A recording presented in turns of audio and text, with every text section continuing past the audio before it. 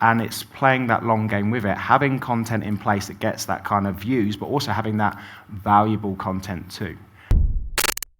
You said the curse of knowledge, so I would write that down. The curse of knowledge is this because we hang around. You explained it better than I did. The curse of knowledge being we hang around people like this all the time, so then we think the content we need to create needs to be at a certain level, whereas this is not your client base. No. Yeah. So explain that a bit. And I think one of the biggest things that the way that I kind of interpret this to a lot of my audience is drawing things out in crayon. And so many people in my industry overcomplicate things. And the reason they overcomplicate things is because they want to show off how much they know. And it's like, well, who are you trying to prove your knowledge to? Once again, your peers. Are they paying your bills? No, they're not.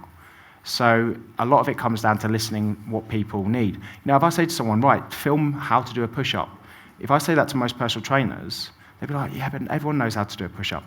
They don't. I remember I did a video where I went around Chichester interviewing people and asked them what protein was. No one knew what protein was. But you did that video, and then you repurposed that video. Yeah. Awesome. So you can imagine you went around your local area and asked everyone what an adjustment is.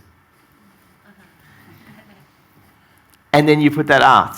Because actually, Jamie just told me now, you're going to explain to them one of your most viewed videos online is what? So I got talking with Ryan, and one of my most viewed videos on my channel, which got 500,000 views, was an adjustment.